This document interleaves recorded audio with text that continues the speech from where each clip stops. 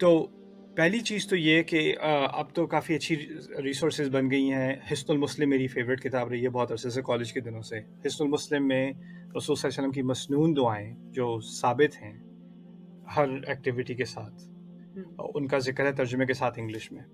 اس کی on line بھی بہت ساری کاپیز ہیں، میرا خیال ہے اردو میں بھی اس کا ترجمہ ہو چکا ہے. تو وہ ہر ایک کے پاس میرے خیال ہے ہونی چاہیے، اور وہ ایک اچھا ریسورس ہے کہ اگر آپ پاکٹ سائز کا وہ بناتے ہیں تو انسان اپنے پاس ہی رکھ لے، اس میں سے بار بار اگر بھول جاتا ہے تو کوئی بات نہیں، اسی سے پڑھ لے. لیکن اس کے علاوہ یہ ایک طرف ہے کہ ٹھیک ہے بہت سارے اوکیزنس کی ایکچولی دعائیں ہیں. مجھے یاد پڑتا ہے میں نے بچوں کو بھی ایک سیریز پڑھائی تھی، عرصہ ہو گیا، پتہ نہیں اس کی ریکارڈنگ اب ہے بھی کہ نہیں. دعاز ایوری کڈ شوڈ نو، ہر بچے کو کون سی دعائیں پتہ ہونی چاہیے، رائٹ. تو دعا اگر ڈر لگ رہا ہے تو کون سی دعا پڑھو، اگر کوئی اسکول میں آپ کو کوئی انٹیمیڈیٹ کر رہا ہے، بلی کر رہا ہے، تو اس کی کون سی دعا ہونی چاہیے. ان قسم کی سچویشنز کی بھی دعائیں ہیں سنت میں. لیکن ایک تو یہ چیزیں ثابت ہیں، لیکن دوسرا ہے ایکسٹریم. اور ایکسٹریم یہ ہوتا ہے ہمارے دین میں انفارچونیٹلی جو بنو اسرائیل کے ساتھ ہوا، کہ اصل ہمارا دین ایک پیغام ہے. اس کا جو لب لباب ہے نا، وہ ایک پیغام ہے. ہر ذکر میں ایک پیغام ہے، نماز میں ایک پیغام ہے، حج میں ایک پیغام ہے، روزے میں ایک پیغام ہے، ہر دعا میں ایک پیغام ہے. اسی لیے اس کے خاص الفاظ ہیں. انسان کی زندگی میں الفاظ کا مقصد ایک پیغام کمیونیکیٹ کرنا ہوتا ہے. تو ہر دعا ایک خاص چیز کمیونیکیٹ کر رہی ہے. انفارچونیٹلی ہوا ہمارے ساتھ یہ ہے کہ ہمیں الفاظ کے تلفظ سے زیادہ دلچسپی ہے کہ میں یہ الفاظ یاد کر لوں اور زور زور سے پڑھ لوں، یا بار بار پڑھ لوں، یا 10 دفعہ پڑھ لوں، یا 20 دفعہ پڑھ لوں. لیکن جو الفاظ وہ کہہ رہے ہیں، اس کا جو پیغام ہے، اصل فائدہ انسان کو اس کے پیغام سے ہوتا ہے، اس کی آوازوں سے نہیں. اس کی آوازوں کا اپنا ایک درجہ ہے، لیکن وہ صرف اس وقت جب انسان کوشش تو کرے کم از کم کہ جو میں پڑھ رہا ہوں اس پیغام کا بھی مجھ پہ کچھ اثر ہو. تو اس لیے جو دعائیں مسنون ہیں وہ صرف یاد نہیں کرنی چاہیے، ان کے بارے میں سوچنا بھی چاہیے. جیسے انسان گاڑی میں بیٹھتا ہے، سبحان الذی سخر لنا ھذا وما كنا له مقرنین وانا الی ربنا لمنقلبون. سفر میں بیٹھنے کی دعا، گاڑی میں بیٹھنے کی یا کسی بھی سواری میں بیٹھنے کی، کہ کتنی پاک وہ ذات ہے جس نے اس سواری کو میرے لیے مسخر کر دیا. ہمارے لیے مسخر کر دیا، یعنی میں گاڑی کا میں چابی گھماتا ہوں تو انجن سٹارٹ ہو جاتا ہے. وہ انجن میرے لیے مسخر ہے، آگ نہیں لگتی اسے، رائٹ. وما كنا له مقرنین. اور ہم اس پر قابو لانے والے نہیں تھے. ہمارے قابو میں نہیں تھا کہ بریکیں فیل نہ ہو، ہمارے قابو میں نہیں تھا کہ انجن کو آگ نہ لگے. یہ ہمارے قابو کی چیز نہیں تھی، اللہ تعالیٰ نے قابو میں رکھی ہوئی ہے. یہ ہمارے قابو میں نہیں تھا کہ کبھی بھی ٹائر پھٹ جائے ہائی وے پہ چلتے ہوئے اور گاڑی الٹا پلٹنا شروع ہو جائے. وما كنا له مقرنین. اب سفر میں جب انسان نکلتا ہے تو اس کو ایک منزل تک پہنچنا ہے اور پھر واپس گھر آنا ہے. ہر سفر کا خلاصہ یہی ہے نا، نکلنا ہے اور پھر واپس آنا ہے. تو اس سفر میں ہم یہ بھی کہتے ہیں وَإِنَّا إِلَىٰ رَبِّنَا لَمُنقَلِبُونَ، اور بے شک ہمیں آخر کار تو صرف ہمارے اپنے رب کی طرف ہی واپس لوٹنا ہے. یعنی اس سفر سے جو میں گروسریز کرنے جا رہا ہوں یا گیس بھرنے جا رہا ہوں یا یہاں کیمپس پہ آ رہا ہوں، مسجد آ رہا ہوں، اس وقت مجھے یاد دلانا ہے کہ یہ چھوٹا سفر ہے، لیکن یہ پوری زندگی ایک سفر ہے، اور اس کی واپسی، اس کا گھر لوٹنا میرے رب کی طرف ہے. تو یہ ہوتا ہے نا کہ ہم روز چھوٹے چھوٹے کاموں میں لگ جاتے ہیں، اور جب کوئی غور سے کوئی چیز ایسے دیکھ رہا ہو نا بہت قریب سے، تو اس کو وہ بڑا ویو نہیں نظر آتا پیچھے ہٹ کے. تو اس دعا کا مقصد کیا ہے کہ آپ کام میں تو لگے ہوئے ہیں، لیکن آپ جو بڑا مقصد ہے زندگی کا اس کو نہ بھول جائیں. وَإِنَّا إِلَىٰ رَبِّنَا لَمُنقَلِبُونَ. اور یہ دعا پڑھ کے انسان کو کیا ہوگا؟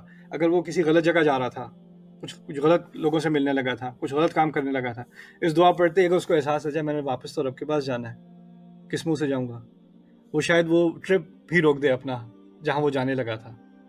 لیکن اگر اس کے سمجھ نہیں ہے کہ دعا کا پیغام کیا ہے، تو چلو دعا پڑھ لی، ایکسیڈنٹ نہیں ہوگا کیونکہ میرے پاس ڈوئل سائڈ ایئر بیگز تو ہے نہیں، تو کم از کم دعا کی سیکیورٹی تو ہے. پھر اسی طرح ہم نے دعاؤں کو ایک طرح سے حفاظت کا مقصد قرآن کو بھی بنا لیا ہے کہ آیت الکرسی کو جو ہے وہ شیشے سے لٹکا دو، یا قرآن کی ایک کاپی جو ہے وہ ڈیش بورڈ میں ڈال دو، تاکہ پھر اس سے برکت ہوگی. تو ہم نے قرآن کو برکت اور حفاظت کے، اس کے کاغذات کو برکت اور حفاظت کا مصدر بنا دیا ہے، اس کی سورس بنا دیا ہے. اصل قرآن کی جو حفاظت ہے وہ انسان کے دل کی حفاظت ہے. جب اس میں ایمان جاگتا ہے بار بار اللہ کے الفاظ سے، نبی کے الفاظ سے، تو اس سے پھر اس کی حفاظت ہوتی ہے، پھر فرشتے آ کر حفاظت کرتے ہیں. تو یہ چیز ہم بھول جاتے ہیں. اسی لیے میں آخری بات جو آپ سے آج کہنا چاہ رہا تھا وہ یہ تھی کہ لوگ سمجھتے ہیں کہ جب تک یہ خاص الفاظ استعمال نہیں کرو گے نا، وہ تو شروع میں نے کہہ دیا کہ ہیں الفاظ، لیکن جب تک یہ الفاظ استعمال نہیں کرو گے دعا کیسے قبول ہوگی؟ تم نے وہ اسپیشل والی دعا تو تم نے استعمال نہیں کی تو تمہاری دعا کیسے قبول ہوگی؟ پنجابی میں دعا کرنے لگے، شرم نہیں آتی تو بنگالی میں دعا کرو گے، پنجابی میں بنگلہ میں کرو گے، پنجابی میں کرو گے، چائنیز میں دعا کرو گے، انگلش میں کرو گے؟ نہیں یار، عربی میں دعا ہوتی ہے، دعا تو ہوتی ہے، عربی میں ہوتی ہے۔ یہ غلط کانسیپٹ ہے۔ یہ دعائیں جو سنت میں ہیں ان سے تحسین ہو رہی ہے، یعنی آپ نے دل سے دعا کی ہے، الفاظ سے آپ کو پتہ ہے، مجھے پتہ ہے جو ہم نے مانگنا ہے۔ ان دعاؤں میں ہدایت ہے، صرف مانگنا نہیں ہے، ہدایت بھی ہے، یہ ان کا مقصد ہے اصل۔ لیکن اللہ تعالیٰ نے ایک عجیب قصے میں سورۃ الکہف میں، مشہور قصہ ہے جو 7 اور نمبر تو ہمیں معلوم نہیں کتنے تھے، فتیہ جو غار میں جانے والے ینگ لوگ تھے جن کا ذکر سورۃ الکہف میں شروع میں ہے۔ اچھا، وہ عرب نہیں ہیں جن کا ذکر کیا جا رہا ہے، اور جہاں تک تاریخی ریکارڈ ملتا ہے نہ وہ کسی نبی کے زمانے کے ہیں اور نہ وہ کسی کتاب کو جاننے والے ہیں۔ یعنی وہ 7 نوجوان ہیں، ایک شہر میں رہتے ہیں، وہاں پر لوگ جو گریک میتھولوجی ہوتی ہے نا، زوس اور آرمیڈیز جو ان کے خدا ہوتے ہیں یونانی، لیکن ان کے دل میں توحید تو ہے، دل میں توحید آ گئی نا، ان کو یہ خیال آیا کہ یہ سارے خدا نہیں ہو سکتے، ایک ہی خدا ہونا ہے۔ اب ان کے دل میں یہ خیال آیا تو انہوں نے اپنے سوسائٹی کے مذہب کا انکار کیا۔ جب انکار کیا تو اس کو ایک بہت بڑی بدتمیزی مانا گیا، تو ان کو اصل میں سزائے موت دی گئی، صرف اس ایمان کی بنیاد پر کہ ایک ہی خدا ہے۔ اب وہ اپنے رب کی وحی کو نہیں جانتے، ان کو انبیاء کا نہیں پتا، بس یہ پتا ایک ہے رب، دل مان گیا کہ ایک ہی رب ہے۔ اب وہ شہر سے بھاگ رہے ہیں اور کہہ رہے ہیں ربنا آتنا من لدنک رحمہ وہیئ لنا من امرنا رشدا، ہمارے رب اپنے خاص خزانوں میں سے ہمیں ایک اپنی رحمت دے اور ہمارے لیے جو سیدھا راستہ ہے وہ مہیا کر دے، آسان کر دے۔ یہ ان کی دعا ہے۔